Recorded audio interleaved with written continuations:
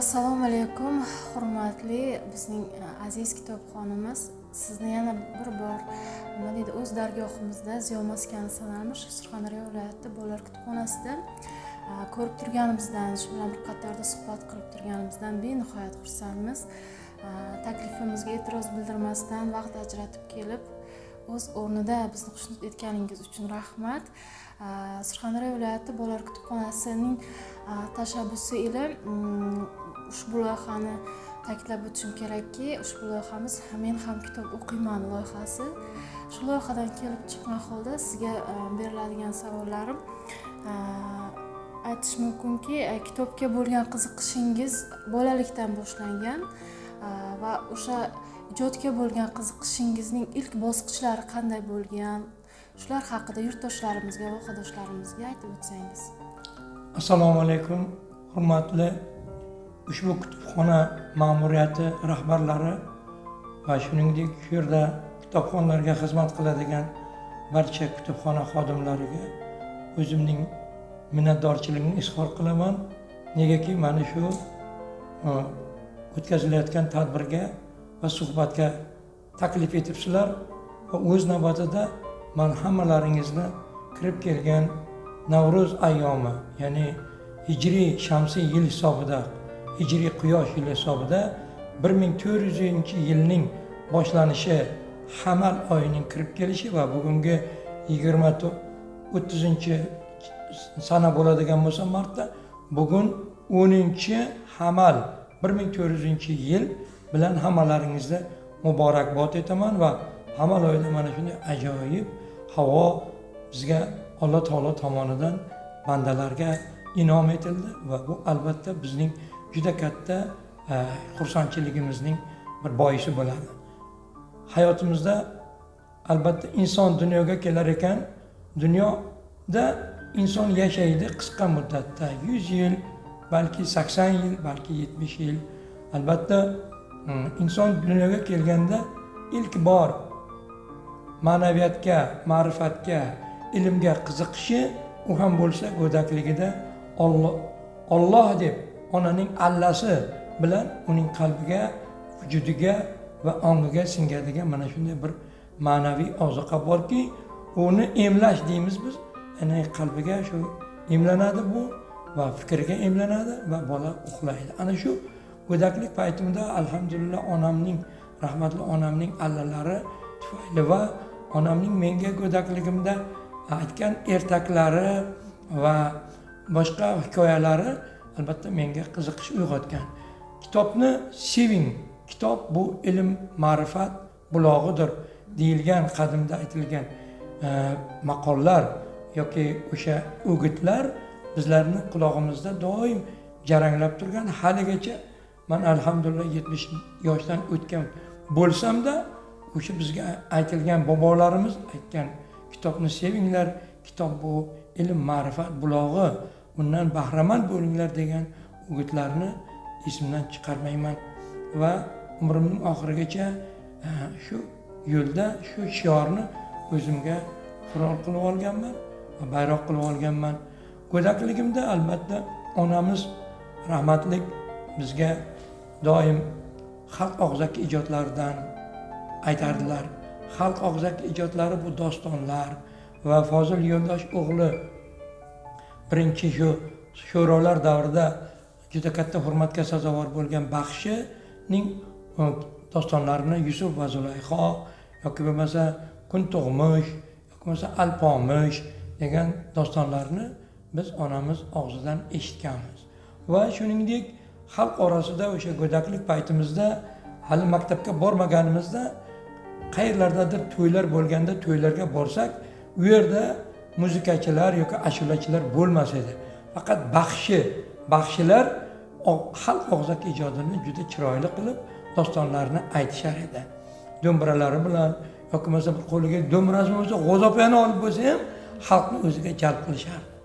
Endi o'sha go'dakligimizda shunday holatlar bo'ldiki, ayrim bolalar harfni bilmasa-da Baxshining aytganlarini yodlab olgan holatlarni men kuzatganman.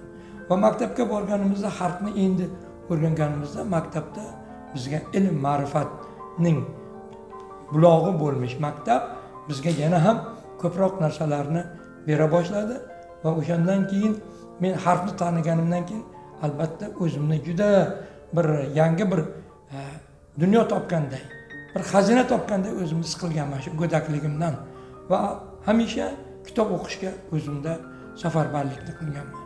Hozirgi viloyat kutubxonasiga men 3-sinfdaligimda a'zo bo'lganman. 3-sinfdaligimda a'zo bo'lganman. Aynan shu kutubxonaga, Ana shu viloyat kutubxonasi Google nomidagi kutubxonaga men a'zo bo'lgan edim. Va internetda o'qib yurgan davrimda ham albatta vaqt topib shu kutubxonaga kelib o'qigan kitoblarimni topshirib, yana qaytadan boshqa kitoblarni olib, o'sha qonun qoidalarga rioya qilgan holda men kitob o'qiganman. Va kitoblarni sevishimga yana ham ko'proq sabab bo'lgan holatlar bor. Bu ham bo'lsa, biz internetda o'qiganimizda o'zaro o'quvchilar, sinfdoshlar kitob musobaqasini o'tkazardik. Kitob musobaqasida o'tkazib, o'sha kitoblarning ma'nosini kechasi yotishdan oldin 9 dan 10 gacha bo'lgan oralig'da biz o'qigan kitobimizni bir hafta yoki 3 kun ichida o'qigan kitobimizni mazmunini o'sha sinfdoshlar orasida yotoqxonada aytib berardik. O'z so'zlarimiz bilan voqealarni, manzaralarni ta'riflab, shunda o'zimizning nutqimizni, o'zimizning dunyo qarashimizni biz rivojlantirganmiz, albatta kitob tufayli. Kitoblarni o'qish tufayli. Kitobni o'qish kerak va unga amal qilish kerak. Shunday ekan, bu narsalar juda chiroyli holatlar hali mening yodimda. Haqsiz. O'z o'rnida yana savol bilan murojaat qilmoqchiman. Juda ham mukammal tarzda yurtdoshlarimizga va xodoshlarimizga o'z tavsiyalaringizni berib o'tdingiz. O'z o'rnida sizga yana bir ijozatingiz bilan yana bir savol bilan murojaat qilmoqchiman. Bilamizki, bu hozir o'sib kelayotgan yosh avlodni birdaniga kitobga qiziqtirish unchalik ham oson emas. O'z o'rnida vahodoshlarimizga, yurtdoshlarimizga, onajonlarimizga o'z farzandlarini kitobga qanday qilib oshno etishi, qanday qilib mutolaa olamiga chorlash, qanday udalashlari mumkin, shular haqida qanday tavsiyalar bera olasiz? Albatta, oilaviy muhitda ahamiyati katta, bilamiz. Tushundim. Bu albatta bizning bu kecha kunduzgi 21-asrni agar biz taraqqiyot, elektronika va kibernetika va yuksak texnologiya asri deb qabul qilamiz, axborot asri deb qabul qilamiz. Ammo axborot asri bo'lgani bilan axborot asrini yoki kibernetika hisob-kitobni juda yuqori darajada bo'lgan kashfiyotlarni bizga insoniyatga taqdim qilgan bu asrda hech qachon biz o'zimizning boshlang'ich ilmimiz bo'lgan kitobni yodimizdan chiqarmasligimiz kerak. Kitobda albatta kitobni kitobdan o'qisangiz va kitobga amal qiladigan bo'lsangiz, sizning yosh go'dakning miyasiga yoki xotirasiga toshga o'yilganda yozilib qoladi. Aksincha, shu kecha kunduzda dunyoda bo'lgan mana shunday taraqqiyotni bizlar agar juda katta fan texnika yutug'i deb qabul qiladigan bo'lsak-da, ammo unga faqat biz qul bo'lib qoladigan bo'lsak, bizning yoshlarimiz albatta kitob o'qishdan o'zlarini tiyib qolishgan. Nega? Chunki kompyuterlarda va saytlarda borgan sari bor ma'lumotlarni, mualliflarni ya buyuklarning asarlarini shunday holicha berilyapti, lekin uni o'qiyotgan har bir yosh bo'ladimi, qari bo'ladimi, o'rta yosh bo'ladimi, u inson uning mohiyati, mazmuniga e'tibor bermaydi. Faqat u o'shani o'qiganligini o'zida bir qanday faxr deb biladi. Ammo uning mazmuni, mohiyatini hayotga tatbiq qilish nihoyatda qiyinlashib bormoqda. Va masalan, hisob-kitobni oladigan bo'lsak, Al-Xorazmiy davrida algoritmning asosini bergan Abu Rayhon Beruniylar davrida bo'lgan bu narsani bizlar qabul qildik va mana shu har bir telefonimiz, kompyuterimiz, boshqa telefonlarimiz hammasi bugun kecha kunduzda aynan o'sha algoritm asosida, Al-Xorazmiyning kashfiyoti asosida ilk debochasi shundan iborat. Ammo ana shu debochani biz o'zimizga qabul qilib, va uning kashfiyotini yana ham rivojlantirishimiz va o'shani o'rganib va uning mohiyatini biz dunyoga taqdim qila olsak, bundan keyingi asrlarda albatta bizlardan yana ham keyingi asrlarda 3-renessans vakillari chiqishi turgan gap. Agar biz faqat kitobni qolip deb biladigan bo'lsak, kitobdagi bor narsani yoki oz narsani egallab turib, men shuni bilaman deganimiz biz hech narsani bilmaymiz. Va yoshlarning albatta ilm olishida bu manba asosan aqlni ko'proq ishlatish kerak. Aqlda agar ko'proq o'zgarish bo'ladigan bo'lsa, ya'ni inson boshidagi miyaning hajmini oladigan bo'lsak, shu bori ya'ni 3% miyadagi bor 3% hayot davomida ishlatilar ekan. Agar biz shuni 5% yoki 7% ga chiqaradigan bo'lsak, mana shu zaminimizda yoki masalan bizning yurtimizdagi hozirgi iqtidorli bolalarni mana shu narsaga jalb qilinsa yoki o'zlarida shu narsaga intilish bo'lsa, albatta dunyoda 3-renessansni yana bizning zaminimiz jahonga taqdim qila oladi. Lekin faqat tayyor narsaga ayyor bo'lish bu hech narsani bermaydi. O'qish kerak va o'zining fikri bilan o'sha har bir kitobdan olgan ma'lumoti bo'ladimi, texnik ma'lumot bo'ladimi yoki ma'naviy ma'lumot bo'ladimi, o'shani rivojlantirib, uni kelajakka taqdim qilib borish kerak. Al-Hakim at-Tirmiziy bobolar yoki Iso Termiziy bobolar yoki Abu Rayhon Beruniy yoki boshqa buyuklar albatta ular bir joyda to'xtab qolgani yo'q. Ular qadimgi Yunon mutafakkirlarini asarlarini ular o'rgandi va o'zlarining davrida uni yana mukammallashtirib insoniyatga taqdim qilib katta ilmiy merosni taqdim qilib ketishdi. Va shuning o'rnida biz hozir ulardan olgan o'sha ilmiy merosni o'rganyapmizmi? Biz ham o'z navbatida ularning asarlarini tahlil qilib va ilmiy merosini o'rganib, albatta kelgusi nasl avlodga biz juda chiroyli yangi kashfiyotlarni taqdim etishimiz kerak. Dunyo cheksiz bo'lgandek, ilm ma'rifat ham cheksiz, kitob dunyosi ham cheksiz va olimlar ham, kitob yozganlar ham juda ko'pchilik. Bu qaysi tilda ular ijod qilmasin, albatta maqsad bitta, o'zining kelajak avlodi uchun nimadir qoldiryapti. Buning uchun aytiladiki, kitob yozgan odam, muallif, payg'ambar sollallohu alayhi vasallam aytganlaridek, bu sadaqa joriyadir. Sadaqa joriya ma'nosi nima? Ya'ni kimki shu kitobni, o'sha muallifning asarini 1000 yil ilgari yozgan asarini o'qiydigan bo'lsa va unga amal qiladigan bo'lsa, qiyomatgacha ana shu muallifning haqqiga sadaqa Alloh taolo tomonidan taqdim etilib turiladi. Ya'ni salovatlar yetib turadi, Allohning rahmatlari yetib turadi. Negaki insoniyatga ezgu niyat uchun xizmat qiladigan asar bo'lgan taqdirda. Shuning uchun bizlar bugungi kundagi yoshlarimizni aytamanki, ilmni egallashda charchamaslik kerak.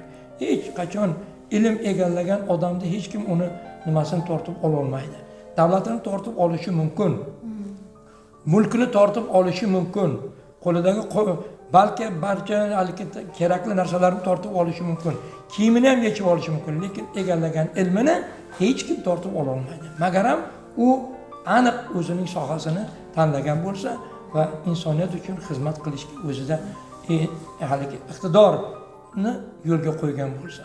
Bo'lmasa shunday holatlar qolib ketaveradi. O'z o'rnida Surxon vohasining sevimli, qadrli kitobxoni bilan bir qatorda bilamizki, ayni vaqtda siz nafaqada bo'lishingizga qaramasdan, shunday ulug' yoshlikka yetishingizga qaramasdan, 7 ta tilni biladigan buyuk olimlar, buyuk zotlar qatoriga kirasiz. O'z o'rnida siz bilan bitta vohada yashayotganimizdan faxr tuyg'usini tuyamiz.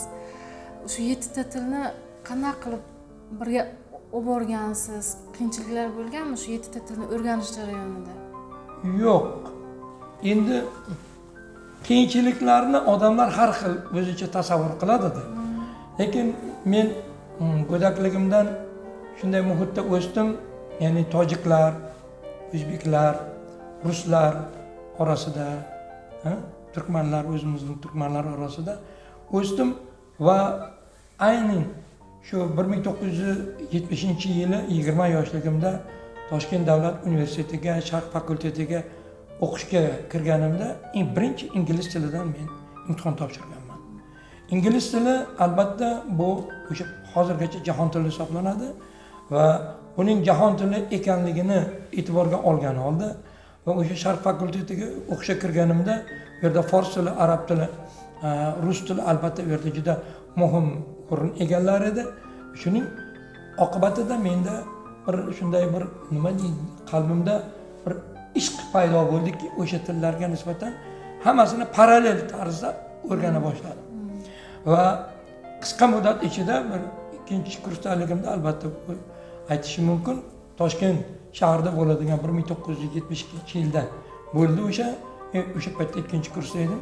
Kino festivalda student bo'lsam-da, ikkinchi kursdaligimda tarjimon bo'lganman.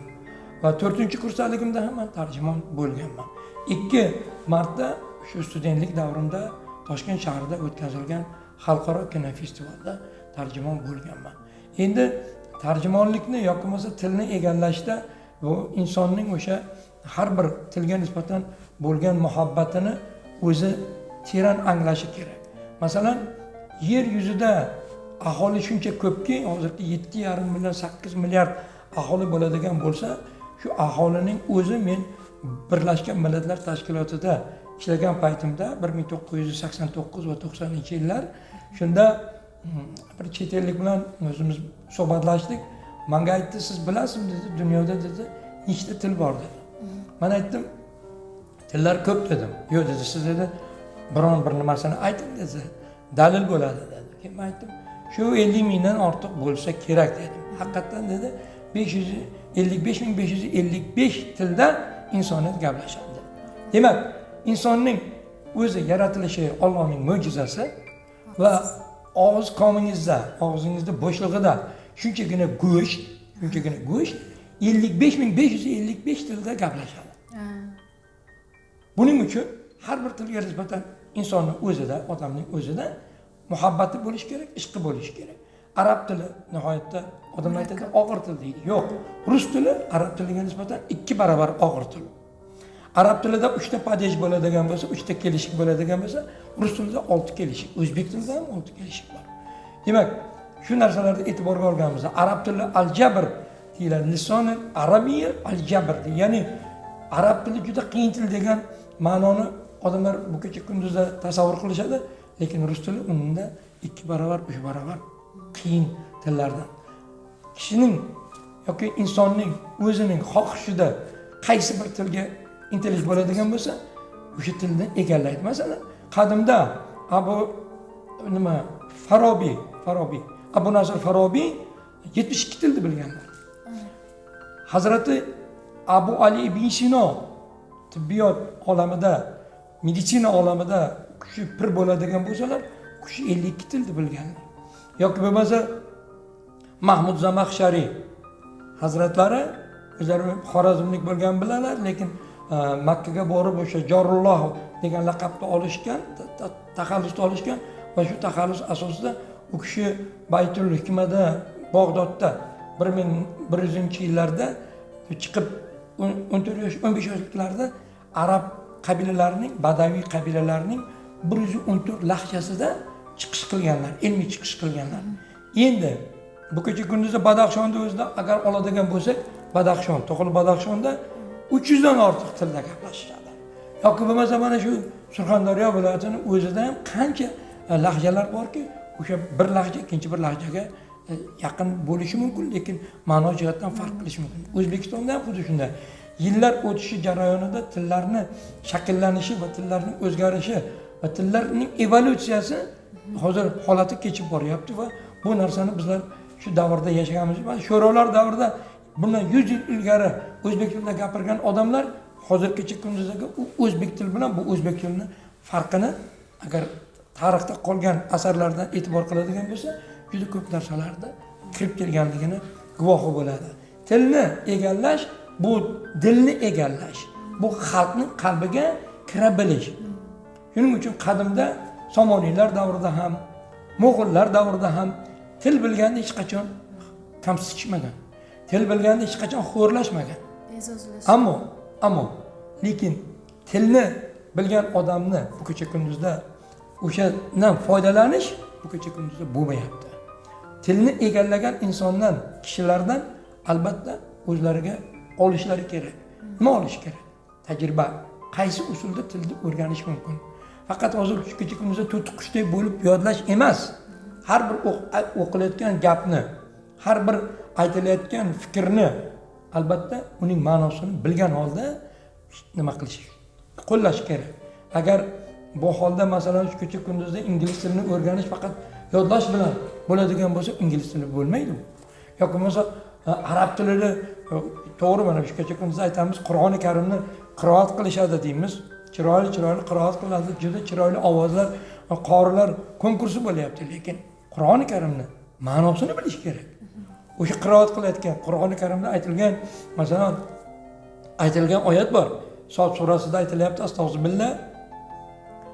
Inna anzalnahu ilaykum kitaban mubarakun liyadabbaru ayatihi liyatadhakkaru ulul albab. Sadaqallohu azim. Ya'ni bu kitob, muborak kitobni ey Muhammad sallallohu alayhi va sallam sizga nozil qilmoqdamiz. Siz uni qiroat qilayotgan paytingizda, tilovat qilayotgan paytingizda albatta tafakkur qiling. O'zingizdan oldingi kitoblarni, payg'ambarlarga berilgan kitoblarni ham eslang deyilyapti. Demak, shunday bo'ladigan bo'lsa, o'qilayotgan oyat-i karima bo'ladimi yoki biron chet tilda gaplashiladigan mavzu bo'ladimi? Albatta o'shanda inson o'zining ilmini, tajribasini va qo'llaydigan o'sha sohani mukammal bilmasa, unda til bilish bo'lmaydi. Meditsina sohasi deymizmi, tijorat sohasi deymizmi, yoki texnika sohasi deymizmi, yoki umuman tarixiy sohada deymizmi? Hammasida albatta tarjimonda juda katta baza kerak. Ya'ni qomusiy ilmlarni bilishi kerak-da u. Agar u tarjimon, men nomigagina tarjimon bo'ladigan bo'lsa, u tarjimon emas. Masalan, kitoblarni tarjima qilishyapti hozir kecha kunduzda o'sha. Lekin uning mohiyatini, ma'nosini, asl mazmunini yetkazib bera olmaydigan tarjimonlar bor. Faqat shunday so'zma-so'z tarjima qilyapti-da, taqdim qilyapti. Yo'q, unday bo'lmaydi. Tarjima masalan, Tazkiratul Avliyo Fariddin Attorni asarini oladigan bo'lsak, unda shu tarjimani o'zbek tiliga tarjima qilganlarning bir ikkitasini tarjimasini ko'rdim. Albatta bu tarjima emas. Chunki Fariddin Attorning Tazkiratul Avliyosida 96 shayx haqida, avliyo haqida ta'rif berilyapti. Lekin o'zbek tiliga tarjima qilingan o'sha Tazkiratul Avliyoni bizning tarjimonimiz bor yo'g'i 62 tasini beryapti. Demak, qolgani qayerga ketdi? Nima uchun mukammal o'shani ichidagi hammasini tarjima qilib berilmayapti? Yoki bo'lmasa boshqa tarixiy asarlarda olaylik. Yoki bo'lmasa shu meditsina asarlarini olaylik. Hamma nimalarda qadimgi asarlarda aslini bizlar hozir yo'qotib qo'yganmiz. Masalan, qayerda qoldi asl deb lupa bilan yoki mikroskop bilan oqtarishimizga, aqlimiz bilan izlashimizga to'g'ri kelyapti-da. Lekin qilinayotgan tarjimani bu muhitga moslashadi, u muhitga moslashmaydi degan gap kerak emas. Qadimda o'sha shunchalik darajada bobolarimiz, buyuklarimiz bizga qoldirgan merosni bizlar ko'z qarachig'iday asrab, uni aynan o'z mohiyati bilan, mazmuni bilan kelajakka yana o'tkazib qoldirishimiz kerak. Biz estafeta tayoqchasini qo'limizga olganmiz, lekin biz buni albatta kelajak avlodga, hozirgi kelajak uchun kurashadigan yoki bunyod etadigan yoshlarga biz taqdim etishimiz kerak. Agar kitobni sevmasa inson, kitobdan o'zini yiroq tutdimi, demak u jaholat girdobiga g'arq bo'lg'usidir. Astag'firullah. Bu narsada ilmni nihoyatda qadriga yetish kerak. Kitobning qadri mana 1000 yillardan beri Toshkentdagi sharqshunoslik qo'lyozmalar instituti Abu Rayhon Beruniy nomli institutda 100 mingdan ortiq qo'lyozmalar, o'sha asarlar yotibdi. Tarjima qilinmay. Sho'rolar davrida u narsa changga botgan edi. Hozir ham ayrimlari olinyapti-yu, lekin o'sha ham xalqqa haligi nimadan shunday filtrdan o'tkazilyapti-da, bu to'g'ri kelmaydi, bu to'g'ri kelmaydi. Yo'q, hammasini shuni berish kerak. Aql bilan internetda qanday ko'rgan bo'lsa, o'sha internetdan aqli bilan elakdan o'tkazadigan har bir muxlis, kitobxon albatta o'ziga keraklisini oladi. Lekin uni bungacha kunduzda chegaralash bu o'sha buyuklarning qilgan xizmatlariga e'tiborsizlik yoki hurmatsizlik bo'ladi deb hisoblayman. Bolalar albatta yoshlar kitobni ko'proq o'qisa, ilm ma'rifatni ko'proq egallasa, albatta bulardan 3-renessans vakillari chiqishi shubhasiz. O'z o'rnida sizga cheksiz minnatdorchiligimizni bildiramiz. Vaqtingizni ajratib, qiziqarli, maroqli o'zingizni tavsiyalaringizni berganingiz uchun. Hamisha hamma vaqt o'z kutubxonamizda cheksiz hurmat va mamnuniyat ila kutib qolamiz. Katta rahmat, sog' bo'ling. Alloh rozi bo'lsin. Sizlar xayrlashmaymiz, har doim kutib qolamiz.